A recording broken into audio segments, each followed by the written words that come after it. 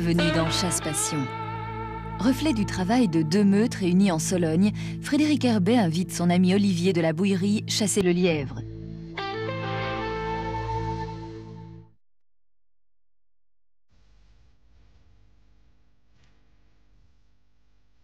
Ville charnière entre la Beauce et la Sologne, Blois fut d'abord protégé par un château féodal et installé où le Val nuance sa physionomie en passant du calcaire de l'Orléanais à la craie de la Touraine. La ville s'est transformée en 1503 lorsque les rois quittant Ambroise s'y installèrent, et avec eux, les métiers de luxe.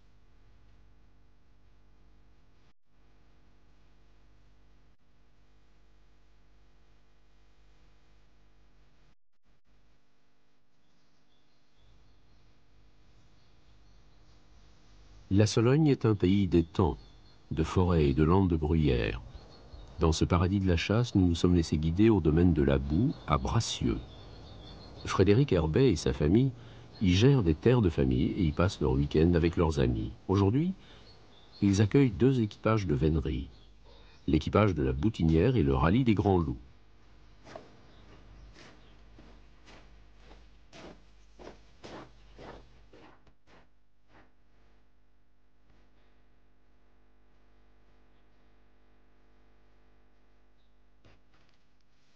Je vais vous remettre une petite bûche qu'on anime ce feu. Ah, allez.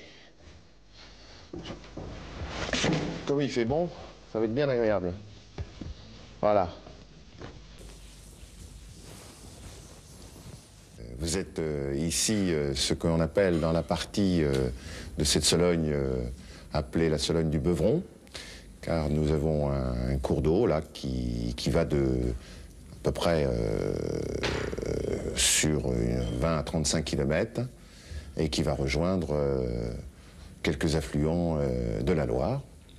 Et par cela, ça nous donne un biotope assez particulier puisque au cours de tout ce Beuvron, il y a une multitude d'étangs qui se déversent dans ce Beuvron et qui, grâce à lui, nous empêchent d'avoir des sols trop humides puisqu'ils nous drainent, les eaux de ces étangs.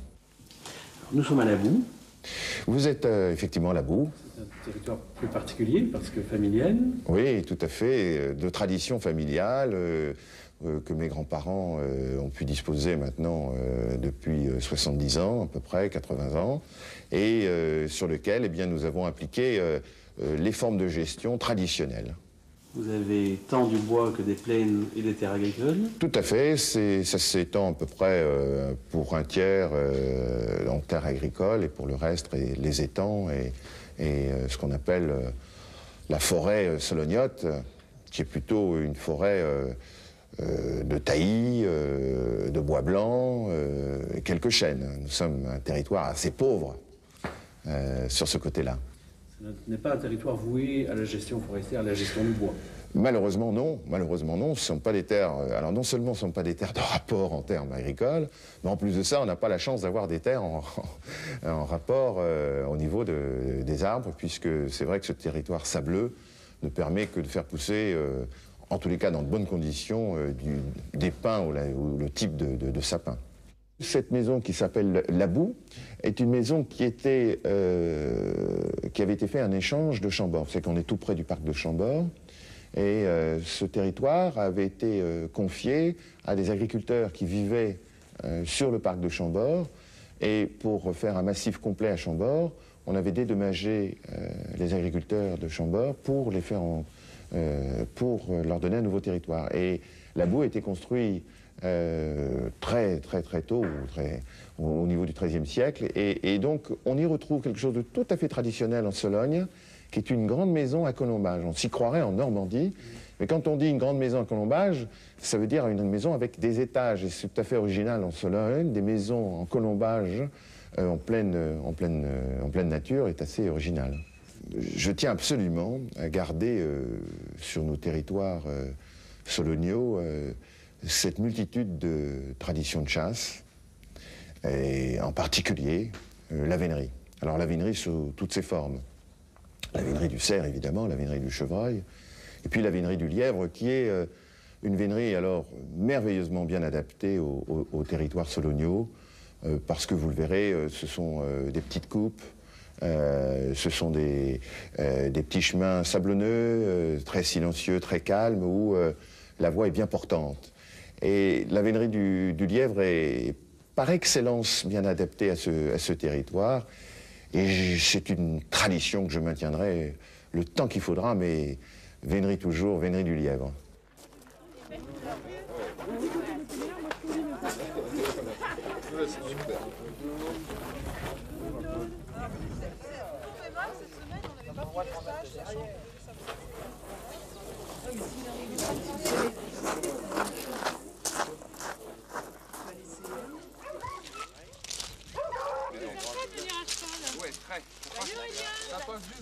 Allez, en route, en route, en route, en route. Nous avons donc invité l'équipage de la Boutinière, qui est un équipage régional du Loir-et-Cher, qui donc est invité sur tous les territoires amis autour de Bracieux, Neuvy, autour de Chambord, Nains-sur-Beuvron. Et puis nous avons invité un autre équipage, Rallye des Grands Loups, avec Olivier de la Bouillerie, qui lui est aussi un grand chasseur, un grand veneur de lièvres. Et nous allons mettre ensemble les deux meutes, ce qui sera assez extraordinaire, puisqu'on aura, je crois, au moins 70 chiens sur le terrain. Et donc ça sera tout à fait intéressant de voir une chasse de lièvre avec ces chiens disciplinés, parce que je vous le rappelle que la vénerie du lièvre est la plus difficile pour nous, les pattes du lièvre étant recouvertes de poils et donc laissant un minimum d'odeur. Et donc il faut avoir des chiens extrêmement sérieux et performants pour chasser le lièvre.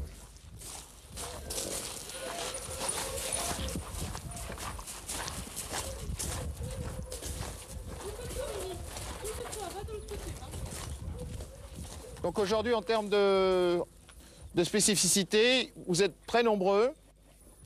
Et donc la priorité, c'est les chiens et ceux qui chassent. Donc je demanderai à tout le monde d'être, comme vous êtes très nombreux, d'être sur les allées et de ne pas être en enceinte parce que ça va être un petit peu difficile aujourd'hui. Donc je vous répète, tout le monde sur les chemins, on a le droit de passage assez vaste, mais quand on sort de la propriété, il faut vraiment que vous respectiez ces consignes qui sont des consignes pour nous, pour le respect des propriétés voisines.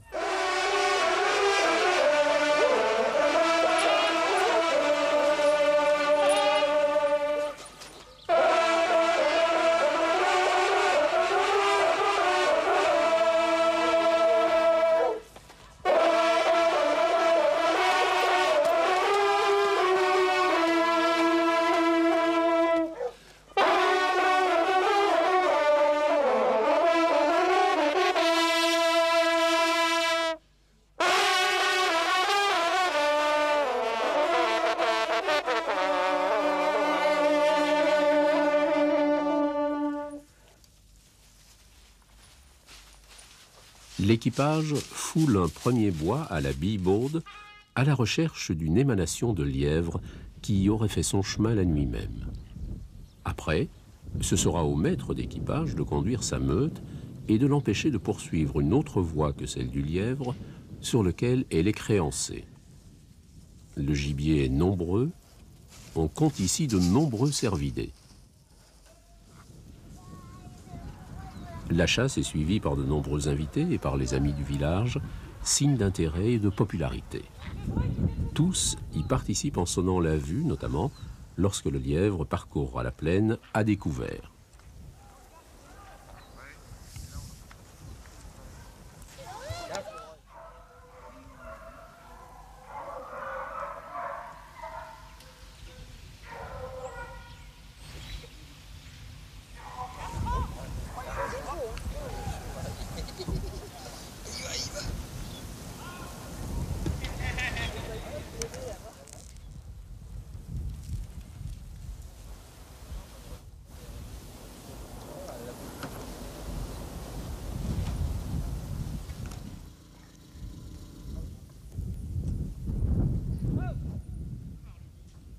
La vue, on voit l'animal.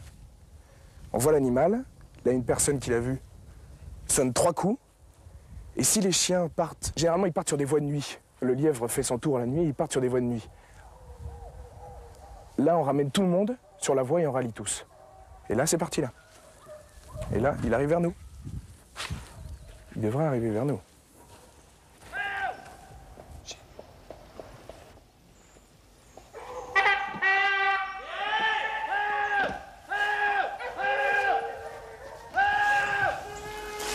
C'est la vue.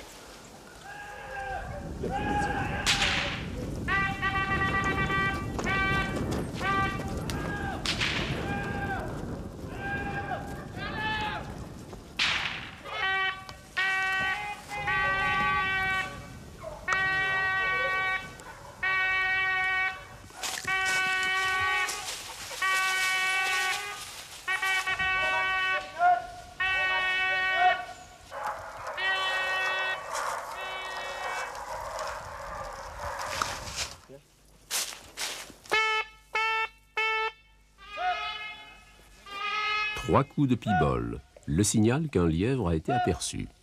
Les participants à la chasse aident à conduire la meute sur la voie, mais l'émanation du lièvre s'amenuise au fur et à mesure de ses efforts et de sa course.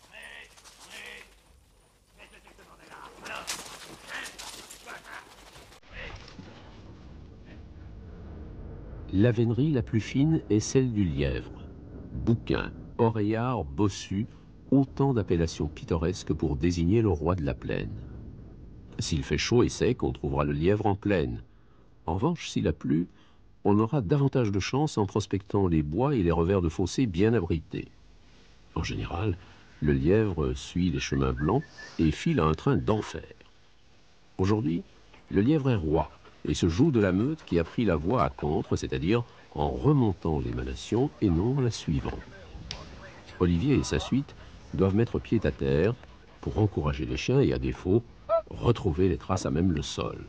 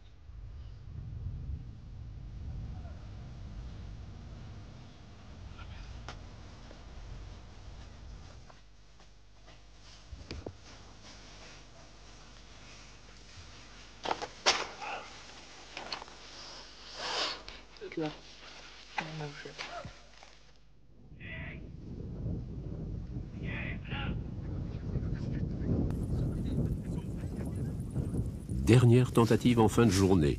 Olivier aura été chercher quelques chiens de relais, mais le lièvre, lui, connaît parfaitement son territoire.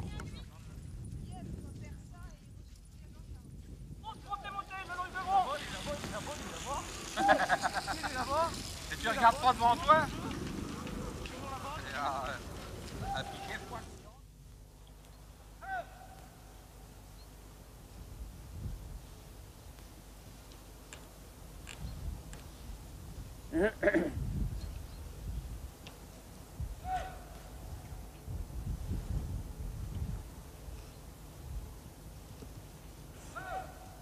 Inéluctablement, la journée se termine. Et l'on peut rappeler les mots de notre hôte qui maintient avec passion cette belle tradition de chasse. Vénerie toujours, vénerie du lièvre.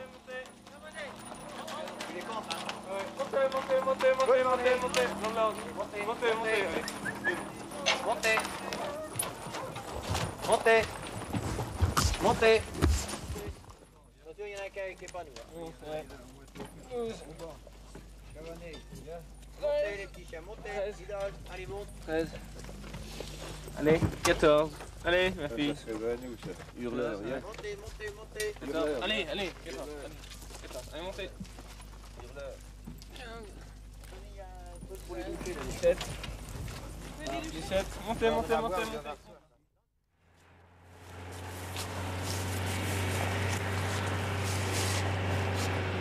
David Plaza est conducteur de chiens à l'UNUCRE, l'Union nationale de l'utilisation de chiens de rouge.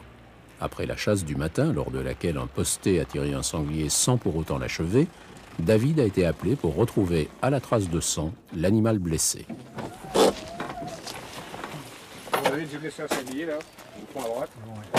Et tu viens faire ta recherche? Ah oui, je viens faire la recherche. Ok. À quel calibre tu as tiré ça? 7,64. 764, quelle distance? Environ 50, 60 mètres, pas plus. Ils sont plusieurs? Ils sont plusieurs, il y en a une dizaine. Ce sont des bêtes rousses essentiellement. Je relève du sang, je relève la balle, je traverse un baliveau. Je vois l'entrée, je vois la sortie. Et en insistant, je trouve une goutte de sang. Donc on a remonté un petit peu avec le chef de ligne sur 120 mètres, on a balisé. Et on trouve vraiment du sang et voire même des bouts d'eau. Et la réaction au tir sur l'animal, rien? Réaction au tir, si tu veux, en fait, c'était quand même une bande qui courait, qui avait été tirée peu de temps avant, ce qui m'a alerté. Donc je les ai vus derrière moi. La bande vraiment courait. J'ai lâché mon coup de carabine. À ce moment-là, j'ai eu l'impression de voir, si tu veux, une réaction. Et j'ai surtout vu la bête derrière celle que j'ai tirée faire demi-tour. Hein, bon, ensuite, je suis allé relever ma balle. Et la compagnie, est-ce qu'il y a une bête de tête qui les emmène? Ils sont seuls? La bête de tête est complètement à l'opposé. Elle s'est tirée. La bête de tête part dans le track. C'est ce qui m'alerte un petit peu. Donc je cherche, si tu veux, la compagnie. Et je la retrouve derrière. Et c'est là où je la vois passer vraiment en courant. La compagnie est seule. Oui, est-ce qu'il y a des chiens à l'arrière? Aucun chien, rien du tout. Aucun chien. C'est-à-dire que la compagnie est complètement au calme. Ouais, elle est seule. Elle part en courant, c'est tout. D'accord, la bête blessée au calme. Et je te dis, au tir, il y en a un qui fait demi-tour. Et moi, j'ai l'impression de voir une bête, mais c'est qu'une impression. Hein. Et c'est en allant vérifier la deuxième fois ma balle que je finis par trouver du sang. D'accord. Hugo, au pied. Là, au pied. Hugo. Au pied. Hugo, viens au pied. Là. Tu viens au pied. Le mettre là. Assis. Pas bouger. Pas bouger. Hein. David, vous êtes responsable de chien pisteur, de chien de sang? Oui, je suis conducteur de chien de sang depuis 8 ans. Je travaille avec des grands chiens. Assis, pas bouger. Je travaille avec des grands chiens depuis 3 ans. Avant, j'avais un petit teckel. Et bon, on s'habitue aux grands chiens. Et les grands chiens, quand même, pistent quand même très bien, aussi bien que le teckel. Mais la grande différence qu'on a avec un grand chien, c'est que on a 30% de réussite de plus, parce que quand on lâche le chien sur un animal blessé, il nous fait un ferme beaucoup plus vite. Et il rattrape les animaux blessés beaucoup plus vite. Ça nous fait gagner quand même 30% de réussite supplémentaire. Vous travaillez avec 2 chiens? C'est-à-dire que non, je ne travaille pas avec 2 chiens, on travaille toujours avec un chien. C'est une chienne qui travaille l'artificiel encore. Elle est toute jeune, elle est seulement à l'école, si on veut bien. Elle est à l'école. Lui, il est concluant, lui, il a quand même 4 ans et demi, 5 ans, il sait ce que c'est. Mais la chienne est encore trop jeune. Et le collier que vous lui mettez? C'est un collier émetteur. Alors, le collier émetteur sert en recherche, le travail. Ça ne sert pas parce qu'on travaille en longe, mais aussitôt qu'on relève un animal blessé, le chien ou l'animal s'en va très très vite. Et quand on perd le chien et l'animal, on a un récepteur dans le véhicule pour nous permettre de savoir localiser le chien. Souvent, des fois l'animal avec, mais surtout retrouver le chien. On a trop de mal à faire un chien de sang pour perdre un chien de sang. On ne peut pas se permettre. Le dressage et la formation du chien, comment ça s'effectue? Ça s'effectue avec du sang de sanglier, celui qui peut en avoir. On met ça au congèle. Et tout l'été, tous les printemps, on en fait un entraînement de chien de sang avec du sang de sanglier, avec une brindille, de l'éponge. Il trace à l'éponge ou trace au pistolet. Et on fait travailler les chiens 24 heures après, quand ils sont vraiment aptes à travailler comme il faut. Et ici, vous êtes à la 40e sortie? Depuis que je fais la recherche, 400. 400 sorties. Ouais. Les animaux retrouvés, j'en suis à 100, 140. 140 animaux retrouvés. Eh bien, bonne chance. Eh ben, je vous remercie.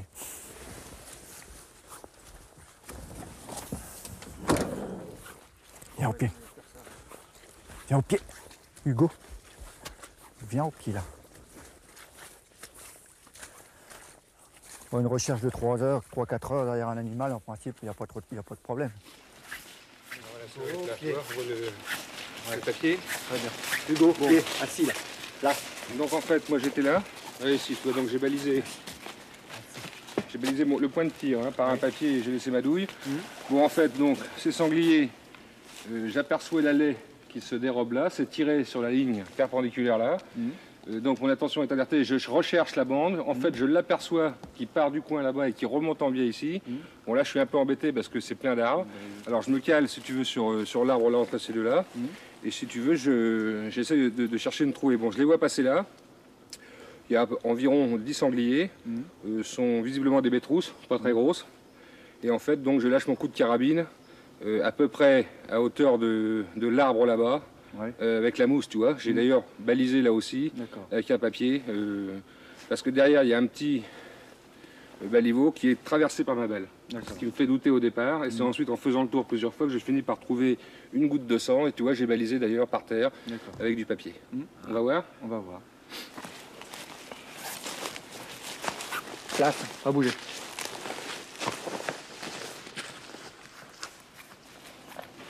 Voilà. Donc en fait, je tire là. Ici, j'ai commencé à marquer les premiers indices, tu vois, on va les suivre. En fait, c'est en refaisant le tour plusieurs fois, je tombe sur une première goutte de sang qui doit se trouver quelque part par là. Attends. Oui, il y en a là, voilà, ici. Voilà, c'est ça qui me... cette petite goutte de sang là. Et donc, je le suis ensuite, si tu veux. Alors, je te dis, j'ai balisé, moi, sur environ 100-120 mètres. Hein. Après, j'ai pas insisté. D'accord. Mais il est où ton chien? D'accord. Mon chien, il est là-bas, on a arrêté sur le chemin. Bouge pas? Pas du tout. Ça, le chien, il faut le mettre en condition de travail. Le chien, il sait que si je viens relever les indices ou quoi que ce soit, je vais prendre la direction de fuite, moi, regarder le sang. Oui. Et le chien, quand il va venir travailler en longe, il va prendre exactement la même direction. Je lui donne la direction de fuite. Si. Un chien de sang, il faut qu'il soit très, très, très calme. Si on a un chien un petit peu très fort, très nerveux, c'est beaucoup de difficultés. Il faut qu'il soit. Il comprend tout à fait ce qui se passe, oui. Il demande qu'à partir. Assis, assis, assis. Pas bouger. Ça va y aller. C'est un go. Oui, il est bien là. Oui. C'est marrant, il prend la... Oui. File Et maintenant on est parti. Ah, ça, elle est partie. Moi je vais baliser toute la piste jusqu'à temps qu'on relève l'animal ou on ne le relève pas. Si le chien a des problèmes, je ramènerai toujours le chien sur mon balisage en arrière pour savoir si l'animal a fait un contre-pied, s'il a loupé une aile gauche ou une aile droite. Mais en principe, le chien, il fait son arrière tout seul. Mais c'est pour nous aider, savoir s'il faut un contre-pied ou si un autre animal a coupé la voie. Ça nous donne une direction. Oui, c'est bien, Hugo. Oui.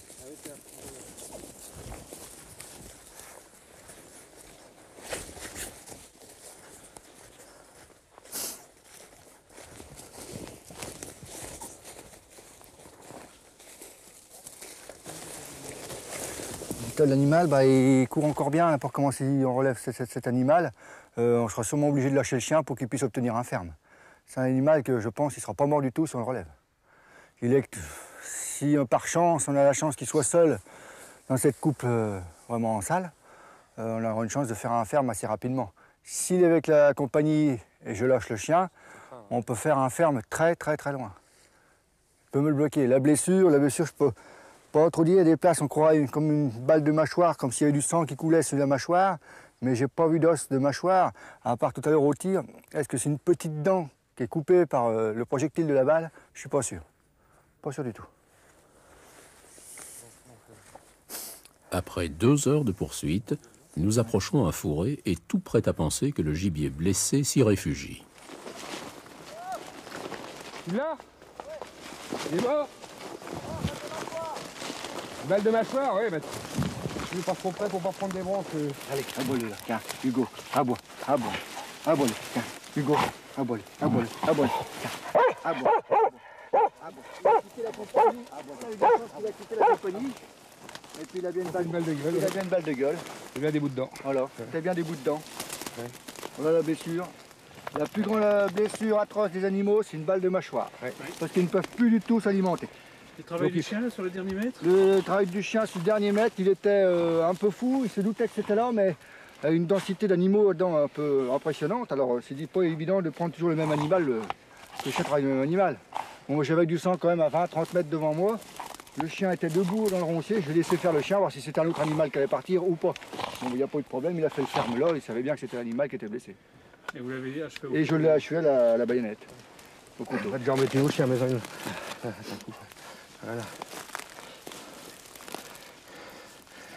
C'est bien, allez. Et à la ville. Bravo. Bah, merci beaucoup. Et merci. Bon, il n'y a plus qu'à la bague. Ouais. Tiens, je peux découper, il la date.